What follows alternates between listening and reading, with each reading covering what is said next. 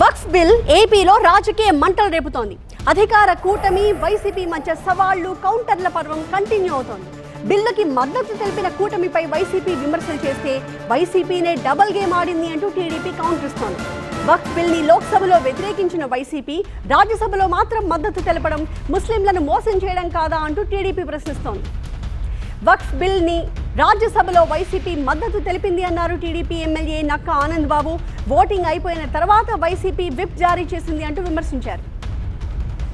ముస్లిం సమాజానికి సంబంధించి వక్ఫ్ యాక్ట్ ఏదైతే ఉందో ఈ చట్ట సవరణ బిల్లుపై వైసీపీ పార్లమెంటు సాక్షిగా ఆడినటువంటి డబుల్ గేమ్ ఇవాళ బట్టబయలైంది. పార్లమెంట్లో వక్ఫ్ చట్ట సవరణ బిల్లుకి వైసీపీ వ్యతిరేకమని చెప్పాడు. లోక్సభలో వ్యతిరేకంగా ఓటు చేశారు. రాజ్యసభకు వచ్చేసరికి అనుకూలంగా ఓటు చేసి ఓటింగ్ అయిపోయిన తర్వాత పార్టీ నుంచి విప్పు జారీ చేశారు. పార్లమెంటు చరిత్రలో ఇప్పటి వరకు ఓటింగ్ అయిన తర్వాత విప్పు జారీ చేసినటువంటి సంఘటనలు కానీ జారీ చేసిన పార్టీలు కానీ ఇప్పటి వరకు లేవు. ఇది ముస్లింల విషయంలో ఒక జగన్మోహన్ రెడ్డి ఇటువంటి దుశ్చర్యకి పాల్పడ్డాడు, ఇంతటి మోసానికి పాల్పడ్డాడు అనేది ఇలా దేశం అంతా చూస్తూ ఉంది. అయితే టీడీపీకి సవాల్ విసిరారు వైసీపీ ఎంపీ వైవి సుబ్బారెడ్డి.